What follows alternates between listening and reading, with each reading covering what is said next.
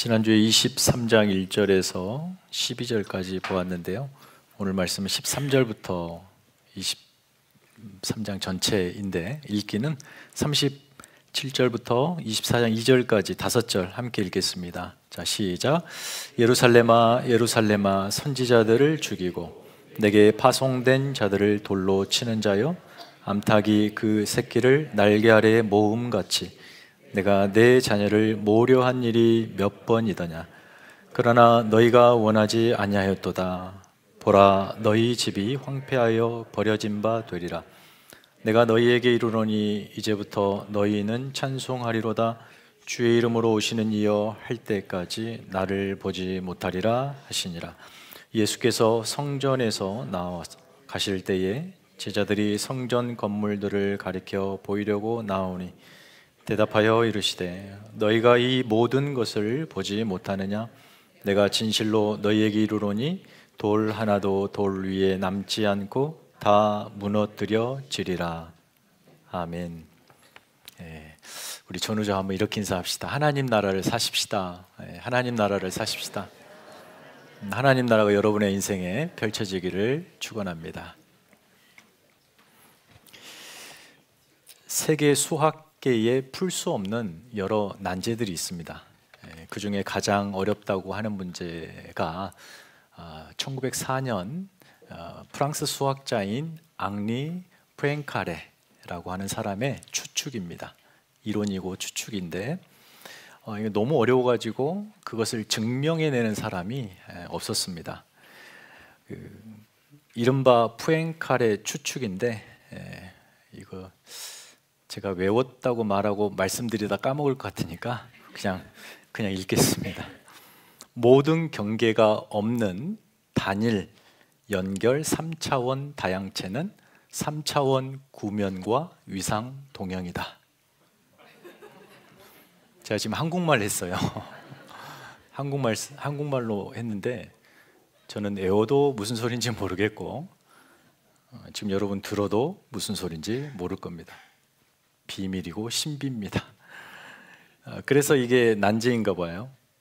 그런데 여러분, 정확히 100년이 지난 2003년에 러시아의 무명 수학자가, 천재 수학자가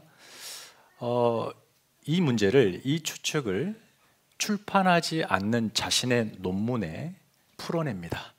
그리고 이 논문을 당시 인터넷이 활발할 때가 아니잖아요. 인터넷에 그냥 무료로 올려버립니다. 과학계가 떠들썩해집니다. 도대체 이 사람이 누구고? 논문을 보니까 대단한 거예요. 그래서 바로 미국 MIT 공대에서 이 사람을 초청합니다. 그리고 강연을 펼쳐죠. 사람들이 인산인해를 이룹니다.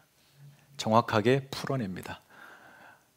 언론의 모든 스포트라이트를 받았고 일학 과학계의 스타가 됩니다. 그런데 호련히 이 사람은 그냥 그 자리를 떠나 자신의 고향인 상트페테르부르크 러시아의 이 동네 조그만 아파트로 갑니다. 거기에 어머니가 살고 있고, 가서 매일처럼 조그만 검정 비닐봉지에 식료품 가게에서 음식을 사다 날리면서 어머니랑 같이 사는 평범한 일상으로 돌아갔고, 언론에 일체 인터뷰하지 않습니다.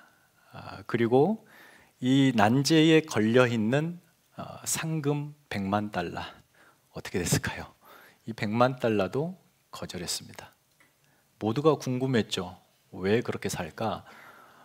더 나은 조건, 더 나은 환경에서 더 좋은, 더 정확한 연구를 할 수 있을 텐데, 그가 이렇게 말한 그의 한마디가 또다시 세상을 떠들썩하게 하죠. 영원한 우주를 좇는 내가 어찌 100만 달러를 좇을 수 있겠는가? 멋있지 않습니까? 별로 감동이 없으세요? 내가 영원한 우주의 비밀을 쫓고 있는데 100만 달러를 쫓는 건 나는 전혀 일도 관심 없다. 제가 이 말을 이걸 이제 설교 준비하면 지난 며칠 전에 읽고 아내에게 똑같이 말씀드렸는데 반응이 똑같았어요. 여러분도 똑같아. 전혀 관심이 없어요. 무슨 말인지. 근데 저는 이렇게 문장을 바꿔봤습니다. 가만히 멍을 좀 이렇게 때리면서 그렇구나. 우리가 영원한 하나님 나라를 좇는 하나님의 백성, 그 비밀, 그 신비를 좇는 하나님의 자녀들인데 한낱 유한한 세상 것 목매고 거기를 쫓아 우리의 인생을 낭비하고 그것에 일희일비하며 살아가는 우리의 모습은 얼마나 초라한가. 이 수학자가 복음을 깨닫는 것도 아니고 놀라운 하나님을 만난 것도 아니고 그 우주의 그냥 비밀스러운 그 일에 모든 것을 걸고 오로지 전념했던 것처럼 우리의 신앙이 하나님 나라와 그 하나님을 향한 전념이 돼야 되지 않을까라는 생각을 해보았고, 오늘 그런 내용들이, 그런 주제가 오늘의 본문과 참으로 맞닿아 있었습니다. 여러분, 신앙생활 하는 동안에 우리 신자들을 매우 괴롭히는 그 정신은 다름 아닌 세속성입니다. 당연합니다. 왜냐하면 우리가 보이는 세상 속에서 보이지 않는 하나님을 붙들고 가야 되기 때문에 언제나 보이는 세상이 우리를 의심하게 하고 또 불신하게 하고 하나님을 가리죠. 그래서 나도 모르게 세속성이라고 하는 가치와 정신과 그런 것들이 들어와서 내 삶을 지배하게 돼요. 신앙이 세속화가 됩니다. 신앙의 세속화란 신앙의 대상이신 하나님을 자기의 욕망의 수단으로 삼고 하는 모든 신앙 행위를 총체적으로 세속화라고 말하고 세속신앙이라고 부릅니다. 하나님을 사랑한다고 말하지만 내 마음은 하나님 아닌 다른 게 들어있고, 하나님 말씀을 쫓아 산다지만 그게 진리가 내 삶의 기준이라고 말하지만 실제 내 삶의 기준들은 내가 정하는 것, 세상 사람들이 옳다고 말하는 것에 따라 살아가고, 내가 예수님을 따라가는 제자라고 말은 하지만 궁극적으로 그 따르는 목적이 돈 때문에, 명예 때문에, 부 때문에, 성공 때문에 따라가는 그런 모든 삶의 양식을 세속화라고 뭉뚱그려 말할 수 있습니다. 그러니까 영원하신 하나님을 믿는다면서 유한한 어떤 것을 붙들고 그걸 못 놓아서 하나님을 붙들지 못하는 신앙 형태들이죠. 오늘 우리가 읽기는 37절부터 읽었지만 13절부터 13절부터 쭉 읽어놔야 되는데 너무 길어서 설교 중에 좀 요약을 드리도록 하겠습니다. 지난주에 그 말씀 속에서도 이 종교 지도자들의 그 외식적이고 세속적인 신앙을 좀 살폈는데요. 예수님 당시 종교 지도자들은 그동안 마태복음 쭉 오면서 예수님과 논쟁 가운데서 얼마나 그들이 이 세속된 신앙을 살았는지를 알 수가 있었습니다. 그들의 신앙을 야훼 신앙이라고 할 수 있죠. 하나님 신앙. 또 하나는 성전 신앙이라고 할 수 있어요. 자기들만이 거룩하고 그 증거로서 화려한 성전이 있고 거룩한 하나님의 임재의 자리인 그곳이 그들의 신앙의 심장이고 중심부입니다. 그것 붙들고 자신들은 신앙생활 잘한다고 자랑했죠. 하나님을 사랑하고 섬긴다며 입술로는 그렇게 말하지만, 그러나 예수님은 그들을 향하여 이 바리새인들은 돈을 사랑했고 무엇보다 높아지는 교만과 또 사람들로부터 인정받고 섬김받는 그 일을 너무 사랑했던 그런 사람들의 신앙을 확인했었습니다. 예수님은 그런 그들을 외식하는 서기관들과 바리새인들이라고 부르면서 그들의 신앙을 한마디로 외식이라고 정의합니다. 외식하다, 위선을 떨다. 이게 헬라어의 본 뜻은 뭐냐면 가면을 쓰고 연기하다 이 말입니다. 그러니까 종교적 가면을 쓰고 마치 자기가 참 신앙인인 양 연기하는 거예요. 하나님 앞에서. 사람들은 속죠. 가면이 화려하고 거룩하고 멋지니까 저 사람 참 신앙 좋다라고 말하지만 하나님은 그들의 내면을 보시는 분이시기 때문에 그들이 지금 연기하고 있다는 것을 다 아십니다. 오늘 본문과 또 본문이 속해 있는 23장부터 25장까지는 이제 예수님께서 죽음을 앞둔 그 시점에 제자들을 향해서 마지막으로 중요한 교훈을 주고 계시는데, 안타깝게도 그 교훈의 방식이 실패한 종교 지도자들을 거울 삼아 너희들은 제발 이렇게 신앙생활하지 말아라 라고 교훈하고 있습니다. 우리가 읽었듯이 이 예루살렘 그 부분이 있죠. 예수님이 어떤 감정으로 그 말씀을 하셨는지 한번 감정을 읽어보세요. 엄청난 괴로움과 고통 속에 그 얘기를 토해내고 계세요. 예루살렘의 멸망을 안타까워하시며, 다시 말해 종교 지도자들의 신앙의 실패를 너무나 안타까워하시며, 그리고 사랑하는 제자들을 향해서 너희들은 절대 신앙에 실패하면 안 된다, 이렇게 해서는 안 된다, 이것은 복이 아니라 저주다 라고 간곡한 심정으로 마지막으로 제자들에게 교훈하는 대목입니다. 여러분, 신앙이 세속화가 되면 종교가 된다고 말씀드렸어요. 신앙 행위는 껍데기만 남게 됩니다. 신앙은 구체적인 내용을 채우는 일이에요. 그 과정입니다. 그런데 그 내용으로 채워지는 그게 뭐냐면, 그 내용은 세상에 속한 것이 아니에요. 하나님이죠. 그리고 하나님께 속한 것을 채우는 겁니다. 그래서 신앙이란 우리가 우리의 것을 가지고 하나님을 감동시키는 행위가 신앙이 아니라, 이거는 미신입니다. 여러분이 가진 재물, 능력, 실력, 이걸 동원한 여러분의 열심으로 하나님을 감동시켜서 내가 원하는 것을 하나님이 들어주시는 길을 바라는 것, 이게 신앙이라고 생각하신다면 이건 철저히 미신입니다.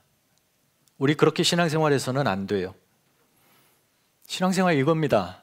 나에게 없는 것, 그러나 하나님께 있는 것, 그것으로 나를 채우는 행위가 신앙생활이에요.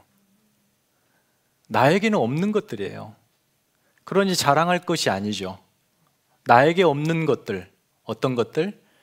하나님의 성품들, 의로움, 거룩함, 생명이고 영광이고 아름다움이고, 이런 것들은 하나님만이 주시는 것들이기 때문에 그분께 속한 것들이에요.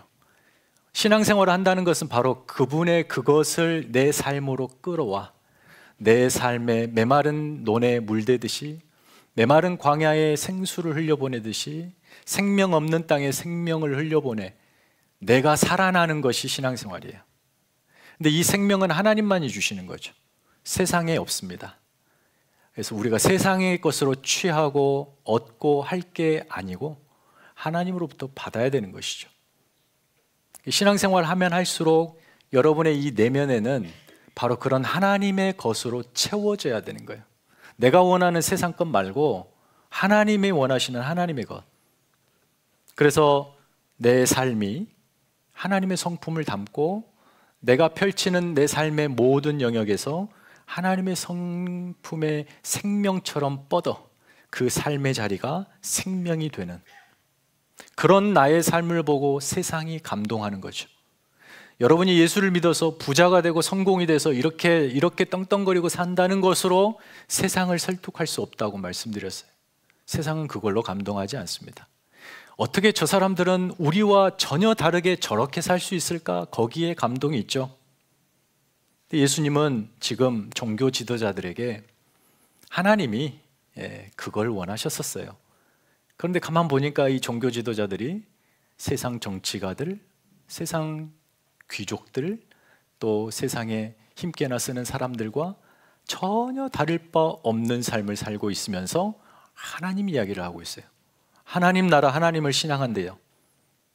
예수님은 그들을 외식하는 그들을 질타하시면서 복이 아니라 화를 선언하세요. 오늘 본문은 그 앞에 본 13절부터 나오는 본문은 화 있을진저 외식하는 서기관들과 바리새인들이여를 7번 반복합니다. 7번. 7번을 들어서 그들의 사례, 얼마나 그들이 외식했고 그들의 신앙의 내용에 하나님이 없었던가를 지적하시면서 너희는 제발 그렇게 신앙생활하지 말아라고 말씀하고 계세요. 예수님이 이 땅에 오셔서 마태복음에 이제 하나님 나라를 시작하십니다. 그 하나님 나라가 무엇인가를 설명해 주시는 대목이 산상수훈이죠. 마태복음 5장에서 7장입니다. 하나님은 누구시고 그분이 원하시는 나라는 어떤 나라며 그 예수 믿는 자들이 어떤 나라로 들어와 사는지, 그리고 그 나라는 궁극적으로 어떻게 완성되어 갈 것인지의 청사진을 담은 가르침이죠. 이미 제자들은 그 안에 들어왔습니다. 산상수훈의 출발이 어떻게 됩니까? 무엇으로 하죠? 팔복으로 하잖아요. 8개의 복. 심령이 가난한 자는 복이 있나니 천국이 그들의 것입니다. 거기 표현 번역이 그렇게 됐지만 헬라어상으로 이 복 선언 형식으로 번역하면 복되도다 심령이 가난한 너희여. 왜냐하면 너희 하나님 나라인 천국이 너희 것이기 때문이다. 이렇게 번역할 수 있어요. 복되도다 심령이 가난한 너희여. 이미 예수 안에 들어온 그들이 심령이 가난한 자가 된 거예요. 그래서 복되다는 복의 선언을 하죠. 오늘 이 7번의 화 선언, 화로다 외식하는 서기관들과 바리새인들이 화 형식으로 바꿔보면 화로다 너희 외식하는 자들이여. 왜냐하면 너희의 신앙이 이러이러이러했기 때문이다. 이런 형식으로 설명할 수가 있습니다.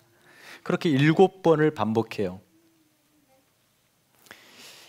예수님께서 7가지로 종교 지도자들의 거짓 신앙을 꼬집으신데, 그러면서 제자들인 이 당시 듣는 제자들과 오늘 저와 여러분은 너희의 신앙은 복된 신앙이 되어야 되지 저주스럽고 비참한 화의 신앙이 되어서는 안 된다. 이렇게 교훈을 하고 계십니다. 이 종교 지도자들의 외식적인 신앙 형태, 이 7가지가 나오는데 본질은 한 가지로 수렴이 됩니다. 하나님을 믿는 삶에 하나님이 없는 신앙. 이게 신앙이겠습니까, 사실? 껍데기는 화려한데 내용은 텅 빈 신앙. 이게 바로 외식된 신앙, 종교적 가면을 쓴 연기의 신앙입니다. 13절에 보면은 화 있을 진저 외식하는 서기관들과 바리새인들이여, 너희는 천국문을 사람들 앞에서 닫고 너희도 들어가지 않고 들어가려 하는 자들도 들어가지 못하게 하는도다. 마치 자신들이 천국 열쇠를 가진 유일한 대상자인 것처럼 언제든지 문을 열면 들어가고 막을 수도 있고 사람들을 그곳으로 인도할 수 있다라는 특권의식을 가진 자들이죠. 그러나 예수님이 와서 보니까 그들은 하나님을 전혀 알지 못하는 자들이었어요. 율법에는 정통했지만 율법을 주신 하나님의 그 뜻, 본의는 무지하죠. 율법을 주신 목적은 전혀 알지 못했습니다. 그래서 율법을 문자적으로밖에 지키지 못했어요. 그 정신은 자신들의 삶으로 내면에 담아내지도 못하고 경험하지도 못했습니다. 그래서 하나님에 대해 무지했던 자들이 종교 지도자들입니다. 여러분, 하나님에 대해 가장 잘 안다고 하는 자들이 하나님을 모르고 있대요. 그래서 자신들도 하나님을 맛보지 못하고 하나님 나라를 경험하지 못하고, 그러면서 사람들에게 하나님 나라 갑시다, 하나님을 소개하려고 하고, 오히려 그들이 하나님과 그들을 잇는 디딤돌이 아니라 오히려 걸림돌로 그들을 천국의 길을 막고 있었던 거예요. 열심히 율법을 가르치고 또 유대교로 끌어들이기 위해 15절에 보니까 너희는 교인 한 사람을 얻기 위하여 바다와 육지를 두루 다니다가 생기면 너희보다 배나 더 지옥 자식이 되게 하는도다. 충격적인 선언도 등장합니다. 하나님을 가르치지 않고 종교를 가르쳤고, 말씀의 내용을 가르치지 않고 형식을 가르쳐 전통과 신앙 형식만 내세웠습니다. 사실 여기 나온 이 말씀들, 23장 말씀들을 쭉 읽고 있노라면 이 부분은 도저히 설교할 수 없겠다. 왜요? 다 목회자인 저에게 주는 말씀이기 때문에. 목회자들이 들어야 될 말씀들인 것 같아요. 굳이 설교 형식으로 말할 게 아니라 혼자서 이 말씀을 계속 읽으면 되는 거예요. 그래서 이제 넘어가야 되는데 이게 목회자만은 아닌 것 같고, 저와 여러분이 종교 지도자가 될 수 있다 그랬으니까 계속해서 여러분 각자에게도 이 말씀이 뼈를 때리는 아주 충격적인 주님의 말씀으로 들려지기를 바랍니다. 그래서 이 말씀의 방향을 누군가로 돌리지 마시고 저에게로 돌리지 마시고 각자에게 비추어 보시길 바랍니다. 우리는 신앙생활하면서 신앙의 형식은 매우 잘 배우고 지킵니다. 어떻게 보면 신앙이 입문하신 분에게 제일 먼저 가르치는 것이 교회 생활이에요. 이렇게 하는 거다. 복음을 가르치고 또 하나님 말씀을 가르쳐야 되는데 어렵다고, 입문하기가 어렵다고 그런 일반적으로 신앙 형식을 가르쳐요. 근데 그 형식의 내용을 구체적으로 담아야 되는데 그런 일들이 제대로 이루어지지가 않습니다. 사실은 여러분의 일상에서 하나님과 더불어 천국의 삶을 살고 계십니까? 하나님도 천국도 전혀, 하나님 나라도 전혀 맛보지 못하는 그런 상태에서 우리가 어떻게 세상 사람들을 천국으로 인도할 수가 있겠습니까? 분명히 마태복음 그 8복 다음에 곧바로 선언이 너희는 세상의 소금이라 빛이라 말씀하셨는데, 소금은 아주 조금도 맛을 내고 아무리 작은 촛불도 어둠을 밝히지 않습니까? 다름이잖아요. 맛을 내고 빛을 낸다는 것은 다르다는 거예요. 여러분이 하나님의 자녀라면 세상 속에 던져진 여러분은 그들과 어떤 다름이 있어야 되죠. 그 다름으로 여러분이 하나님의 자녀라는 사실이 인식되어야 되는데 그렇지 않습니다. 세상 사람들과 똑같은 기준으로 살고 가치를 붙들고 방식으로 살아내죠. 어떤 하나님 나라의 기준과 방식과 가치가 내 삶으로 보여지지 않는다면 우리는 세상과 하나님 사이를 잇는 디딤돌이 아니라 걸림돌로 서 있다는 것을 기억하셔야 합니다. 교회 안에서도 여러분 각자가 서로에게 걸림돌이 되어서는 안 돼요. 내가 천국을 살아 천국의 삶을 보여주는 디딤돌이 되어야 되죠. 누군가 나를 보고 저 사람이 천국 간다고?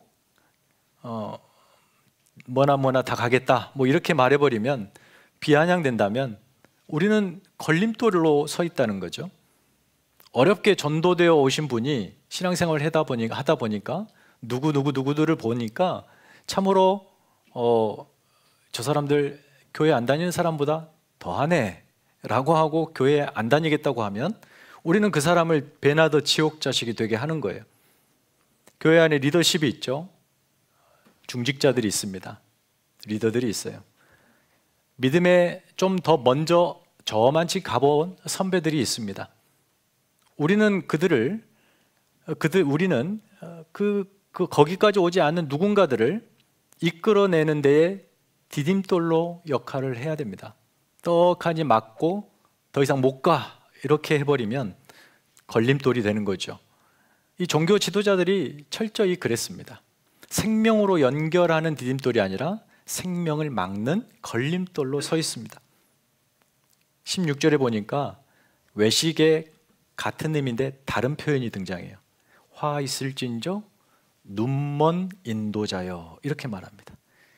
이 종교 지도자들은 하나님도 성경도 제대로 모르면서 누군가를 인도하는 인도자를 자처합니다. 예수님은 그런 그들을 눈이 멀었다고 말해요. 영적 시력을 상실한 자죠. 다시 말해 하나님에 대해 무지하고 하나님의 말씀에 대해 무지한 자들이에요. 하나님에 대해 무지하면서 하나님을 신앙하는 다양한 신앙 형식들은 철저하게 만들어 세분화하여 그것들을 지켰죠. 그리고 그 형식을 지키면 하나님께 나아간다라고 거짓으로 가르치기 시작했습니다. 가령 23절을 보시면 너희가 박하와 회향과 근체의 11조를 드리되 율법에 더 중한 바 정의와 긍휼과 믿음은 버렸도다. 종교 지도자들은 철저하게 11조를 지켰습니다. 물질의 11조만이 아니고 야채, 심지어 채소, 더 나아가 양념의 11조도 양념 10번 치면 한 번은 구별해서 드려야 돼요. 쉽게 말해 여러분이 파 10단을 사면 한 달을 제사장에게 드려야 됩니다. 쌀을 10kg을 사면 1kg는 드려야 돼요. 이렇게 철저하게 모든 삶에서 10의 하나를 구별하는 일에 열심이었습니다. 그런 종교적 행위를 철저히 지키면서 그렇게 율법을 주신 하나님의 본뜻, 정의롭고 긍휼과 믿음을 갖는 그 정신을 쉽게 버립니다. 종교적 의무에는 충실하면서 일상에서 이웃을 향하여서 의롭게 자비를 베풀고 신뢰, 신의를 지키는 그런 일들은 너무 사소하게 여깁니다. 우리가 예수를 믿고 하나님 나라가 우리 안에 있고 하나님의 성품이 내 안에 내용으로 들어왔다면 여러분 직장생활 일터에서 특별히 정직하셔야 합니다. 깨끗하셔야 돼요. 열심히 노동하여 돈을 버시되 그 돈에 깨끗해야 합니다. 하나님 앞에서 부끄럽지 않으셔야 돼요. 온갖 편법으로 탈세하고 속이고 부풀리고 그래서 축적하고 예수 믿는 자라면 절대 그래서는 안 됩니다. 세상 사람들이 돈을 버는 방식과 똑같은 방식, 방법은 똑같아도 그 내용이 다 똑같으면 안 되죠. 그러니까 세상 사람들처럼 똑같은 방식으로 불법과 편법으로 물질을 모아서 11조를 드립니다. 6일 내 마음대로 세상 사람들과 똑같은 그들의 방불한 삶의 방식으로 살다가 7일째 주일 1시간 구별하여 예배를 드리며 주일 성수했다고 말합니다. 그리고 하나님을 향하여 하나님, 내가 주일 성수했고 11조를 드렸으니까 내 기도에 응답해 주시고 복을 주십시오. 우리 자녀들 잘 되게 해 주십시오. 내가 이렇게 열심히 하지 않습니까? 이렇게 이야기합니다. 예수님의 비유가 촌철살인입니다. 24절 맹인된 인도자요 하루살이는 걸러내고 낙타는 삼키는도다.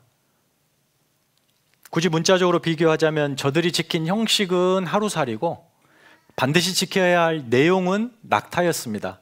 근데 하루살이는 삼키고 낙타는 버립니다. 하루살이는 걸러내고 낙타는 삼킵니다. 중요함의 무게를 따지자면 하루살이와 낙타를 비교할 수 있겠습니까? 당연히 낙타는 무거운 거죠. 내용을 지켜야 되는 거죠. 하나님을 모르고 하나님의 뜻이 새겨진 말씀도 모르는데 우리가 어떻게 신앙생활을 할 수 있겠습니까? 그러고도 우리가 신앙생활을 한다고 말하면 하나는 거짓말이거나 하나는 모르는데 진짜 신앙생활을 하는 거나 모르고 하는 거나 이 둘 중에 하나일 거예요. 여러분, 우리가 하나님을 모르고 신앙생활하면 어떻게 됩니까? 자기 편할 대로 아무렇게나 하나님을 만들기 시작합니다. 전통과 문화, 우리 한국 정서에 익숙한 신앙의 개념을 기독교에 덧씌우죠. 하나님은 그래서 이런 분일 거야. 내가 믿는 하나님은 이런 분일 거야 라며 내가 만든 하나님을 믿고 삽니다. 우리 모든 한국인이 다 아는 그 신앙 양식이 있어요. 그게 뭐냐면 지성이면 감천이다요. 지성이면 감천이다. 내가 치성을 들여서 신을 감동시키면 신이 내게 응답한다. 복을 준다. 지성이면 감천이다. 그래서 신앙 행위들, 기도, 헌금, 주일성수, 봉사, 섬김 그 모든 것에 열심을 더하죠. 무엇 하려고? 감동시키려고 하나님을. 그래서 복 받으려고요. 여러분, 그건 자기 열심이죠. 아까도 말씀드렸듯이 하나님을 감동시켜서 받아내는 것이 신앙생활이 아니라고 했어요. 여러분이 가진 어떤 것으로 하나님이 감동하시겠습니까? 하나님은 감동하시는 분이 아니라 여러분에게 감동을 주시려고 하나님 것으로 여러분을 채우시기를 원하시지, 하나님이 가난해서 여러분 헌금을 요구하십니까? 그렇지 않습니다. 그런 신앙 형식들이 틀렸다는 것이 아니라 그 형식보다 중요한 그 형식에 담아야 할 내용들이 있다는 거예요. 하나님이시죠. 선명하게 보이는 예수님을 거부하고 보이지 않는 하나님을 더듬으며 맹인처럼 사람들을 하나님께로 인도하고 있다는 이 종교 지도자들을 보면서 예수님이 얼마나 답답해 하셨겠어요. 세상에 우리가 보여줘야 할 여러분만의 신앙 형식, 신앙의 내용이 분명히 있습니다. 복음에 합당한 삶이 있어요. 이 결국 종교 지도자들의 외식은 겉과 속이 다른 표리부동한 신앙이었어요. 세속적인 신앙의 본 모습이죠. 겉은 아름다웠어요. 화려했고 거룩했습니다. 그러나 속은 온갖 탐욕과 방탕함으로 가득했습니다. 종교적 의무는 열심이었지만 그 열심으로 자기 의를 드러내고 겉으로 치장하고 자랑할 뿐 하나님 앞에서 진실한 나로 살아보지 못했어요. 그냥 화려한 가면을 쓰고 살았습니다. 그게 신앙생활이라고. 충격적이게도 그런 신앙생활을 예수님은 회칠한 무덤이라고 표현해요. 회칠한 무덤. 유대인들에게 무덤은 부정한 곳이에요. 일단 시체를 만지거나 가까이 하면 내가 부정해진다라고 생각했어요. 특히 무덤이 그렇기 때문에 무덤을 분명하게 표시를 합니다. 회를 칠했다, 석회를 칠했대요. 하얗게. 무덤을 가장 화려하게 꾸미는 거예요. 여기가 무덤이라고, 조심하라고. 무덤은 겉은 화려하고 아름답습니다. 그런데 그 안에는 뭐가 들었습니까? 죽은 몸이 누워 있어요. 참된 신앙생활에서 그 내용으로 맛보는 것, 여러분이 하나님을 믿고 하나님 나라를 산다라고 할 때 신앙의 내용으로 여러분이 맛보는 것에 가장 중요한 게 바로 생명입니다. 생명. 죄와 사망에 삼켜지지 않는 부활 생명. 주님이 우리에게 주신 것. 그래서 살아있는 성도, 살아있는 교회라고 말할 때에 전부 그 안에 생명이 있다라는 것을 의미합니다. 내면이 하나님이 주신 생명으로 충만하다면 그 생명이 뻗어나가 내 삶의 자리를 물들이고 살려내는 내 삶이 생명으로 가득하지 않겠습니까? 그것이 바로 생명의 열매들을 맛보는 풍성한 신앙생활이에요. 내용은 없고 형식만 있으면 빈 깡통처럼 소리만 요란합니다. 능력이 없습니다. 살려낼 능력이 없어요. 살아낼 능력이 없습니다. 그 안에 생명이 없기 때문이죠. 겉만 화려하고 안에는 죽은 사망이 있다면, 그래서 죽으면 끝인 세속적인 열매들만 가득하다면 그것이 신앙생활이겠습니까? 우리는 그렇게 할 수도 있습니다. 그런데 그 반대로 내 안에 생명이 충만하고 생명이 맺히는 생명의 열매들로 충만해질 수 있어요. 그래서 예수님의 말씀에서도 그렇고 이후에 등장하는 사도들의 가르침들을 보면 아주 많은 곳에서 이 육체의 삶과 영의 삶을 첨예하게 대조시키는 말씀들이 많이 등장합니다.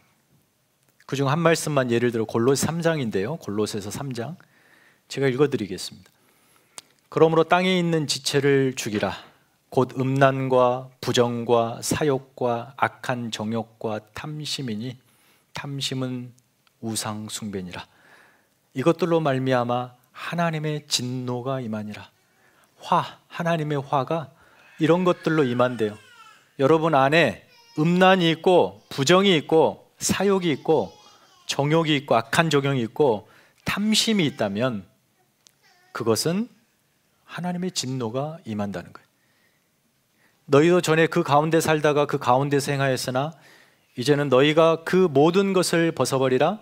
옛사람과 그 행위를 벗어버리고 새 사람을 입었으니, 예수 그리스도로 새 사람이 되었으니 하나님이 택하사 거룩하고 사랑받는 자처럼 이제 등장하는 긍휼과 자비와 겸손과 온유와 오래 참음으로 옷 입고, 누가 누구에게 불만이 있거든 서로 용납하고 피차 용서하되 주께서 너희를 용서하신 것 같이 너희도 그리하고 이 모든 것 위에 사랑을 더하라. 그러면서 평강이 나오고 감사가 나오고 찬양이 나옵니다. 여러분 이런 요소들, 이런 열매들 얼마나 차이가 나냐는 거죠. 우리가 신앙생활하면 어떤 열매를 가득 안고 살아야 될까요? 자명하지 않습니까? 이런 고결한 삶, 긍휼, 자비, 겸손, 오래 참음, 온유, 감사, 찬송, 기쁨. 여러분 이런 것들 세상에 없는 것들이잖아요. 그래서 하나님의 것들이에요. 그것을 여러분의 삶에 가득 채우고 그것의 생명의 능력이 여러분의 삶의 자리에 마음껏 뿜어져 나올 때 세상이 감동해요. 세상이 굉장히 궁금해요. 어떻게 저렇게 살 수 있을까? 주님께서 제자들에게 너희는 종교 지도자들처럼 부자가 되고 힘을 가져서 복음으로 세상을 바꿔라 이렇게 말씀하시지 않습니다. 세상에 없는 것들로 세상을 감동시키라. 말씀을 정리하겠습니다. 예수님 시대에 예루살렘은요, 이렇게 종교 지도자들이 외식으로 세운, 껍데기로 세운 화려한 허영의 도시였습니다. 바깥에는 정말 대리석으로 휘황찬란하게 꾸며져 있지만 그 안에는 온갖 탐심이 가득했어요. 정치적이고 종교적이고 돈이 거기 쌓이고 그것으로 로비하고 자기들의 권력을 유지하고 힘을 부리고 그러면서도 더 하기 위해서 과부의 가산까지 마지막 두 랩돈까지 삼켜가면서 종교심을 키웠어요. 강요했어요. 그렇게 세운 예루살렘입니다. 그런데 여러분, 과거의 예루살렘은 어땠습니까? 이스라엘 역사상 가장 영광스러운 도시였습니다. 왜죠? 거기에 하나님이 계셨기 때문에, 하나님의 영광이 거기 계시기 때문에, 있기 때문에 예루살렘에서부터 하나님의 정의와 공의가 강물처럼 흘러갑니다. 여러분, 예루살렘이 고지대거든요. 그래서 성경을 보면 어디든, 사방 어디든 예루살렘에서는 어디든 내려가요. 북쪽도 내려가는 곳이. 북쪽에서는 예루살렘 올라가는 길이에요. 사방에서는 예루살렘을 올라갑니다. 그 가장 높은 예루살렘 성에서 하나님의 성품이 강물처럼 흘러 사방으로 퍼져가며 마치 에덴 동산의 네 강물처럼 죽은 땅에 생명을 공급하는 그 도시, 그 영광스러운 도시가 하나님의 도성인 예루살렘이에요. 그렇게 예루살렘으로부터 이스라엘은 생명을 공급받습니다. 그러나 그 성이 어느 순간 성주인 하나님을 밀어내기 시작합니다. 그리고 하나님 아닌 다른 신들을 끌어들여요. 아까 말씀드린 정의가 강물처럼 흘렀던 예루살렘의 영광은 다윗 시대였는데 바로 그 다음 시대인 아들인 솔로몬 시대의 애굽신부터 시작해서 온갖 잡신들을 예루살렘으로 끌어들입니다. 예루살렘 산이 있으면 그 주변 산들은 산당으로 다 장식을 했고 예루살렘 성에 이방 신전까지, 이방 신을 섬기는 산당까지 세워가는, 예루살렘은 점점 하나님을 쫓아내고 우상을 받아들입니다. 그럼에도 불구하고 하나님은 이 성 예루살렘을 향한 애절한 사랑을 포기하지 않습니다.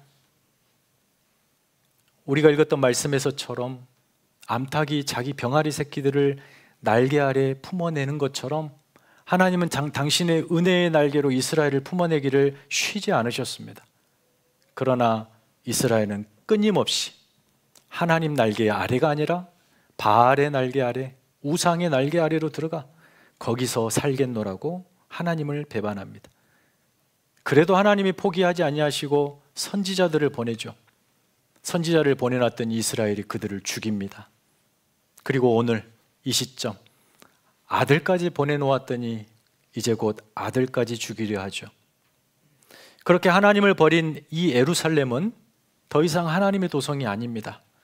종교적 외식과 가식과 탐심과 거짓으로 화려하게 꾸며진 종교의 도시며 탐욕의 도시가 됐어요. 그곳에는 더 이상 하나님의 영광도 생명도 없습니다. 여러분, 오늘 우리가 읽었던 본문에 보니까 예수님께서 그 예루살렘을 향해서 너희 집은 버림을 받아서 황폐하게 되리라, 너희 집은 버림을 받고 황폐하게 되리라 하고 그 다음에 24장 1절 예수께서 성전에서 나와서 가실 때에, 단순히 물리적 공간 이동으로 보시면 아무 의미가 없을 수 있어요. 그러나 상징적으로 봐보세요. 예루살렘 성전이 예루살렘이 왜 거룩하고 영광스러운 자리인가? 하나님이 계시고 하나님의 아들이 계셔야 되는데 예수 그리스도께서 성전을 빠져나오십니다. 마치 구약시대 하나님의 성전에서 그 영광이 나가듯이 더 이상 이 예루살렘은 생명 살아날 가망이 없습니다. 그리고 주님께서 이 성전은, 이 성은 돌 위에 돌 하나 남지 않고 무너지리라. 이 예언은 대략 40년 후에 AD 70년에 정확하게 이루어집니다. 우리가 신앙생활을 제대로 하지 못해 종교 생활이 되면 겉만 화려한 예루살렘을 세우는 것이나 다름없습니다. 여러분이 고귀한 인생을 쏟아부어 쌓은 신앙생활을 여러분의 예루살렘이라고 하십시다. 근데 그 예루살렘이 겉만 화려하고 속에는 세속성으로 가득하고 탐욕의 도성이고 거기서 하나님의 영광이 빠져버린다면 그때 그 성을 향하여 화로다라고 말하는 겁니다. 복되도다가 아니라 화로다. 그런 예루살렘 성전은 무너져야 합니다. 예루살렘은 무너져야 돼요. 신앙을 평생 여러분의 자기 욕망과 탐심의 도구로 삼고 기도를 주술로 여기고 모든 신앙 행위를 하나님 복받는 기복적인 어떤 조건으로 여기시고 하신다면 여러분은 지금 탐욕의 성을 쌓고 있는 거예요. 거기에는 생명이 담기지 않습니다. 이 말씀 준비하고 이렇게 드리면서 그냥 넘어갈 걸 그랬다 라고 또 마음에 듭니다. 그냥 넘어갈 걸 그랬어요. 그래서 여기서 그냥 끝내야 될 것 같아요. 미국의 기독교 영성가인 달라스 윌라드가 미국 교회 과오를 이렇게 지적합니다. 미국 교회의 실수. 그동안 미국 교회는 최대한 많은 사람을 죽어 천국 가게 준비시키는 것을 목표로 했다. 사람들 안에 천국을 들여놓는 것이 아니라 사람들을 천국에 들여놓는 그 일에만 전념했다. 여러분, 이 말을 빗대보면 우리 한국 교회는 미국 교회보다 훨씬 더 그랬습니다. 하나님은 오늘 하나님 나라를 사는 하나님의 백성을 원하신다. 인생 세속에 취해 땅의 지혜로 마음껏 살다가 예수 믿는 신앙 고백 한마디 했다고 천국에 들어오는 것을 원하지 않으신다. 예수님 믿습니다. 저 예수 믿습니다. 예수 믿는 자입니다. 교회 다닙니다. 이 한마디가 여러분의 천국 입장권이 되고 마음대로 남은 인생 살다가 죽어서 천국 앞에서 입장권 딱 내고 천국 들어간다. 이게 신앙이다. 그러면 여러분 그게 예수 믿는 것이라면 여러분의 신앙생활은 아무래도 상관없습니다. 막 살아도 상관없어요. 그러나 그게 아니지 않습니까? 성경 어디 다 뒤져보아도 그게 복음이다라고 말하지 않습니다. 예수를 믿었다. 하나님을 믿는 그분의 자녀가 되었다. 그 즉시 내가 하나님 나라를 산다는 것입니다.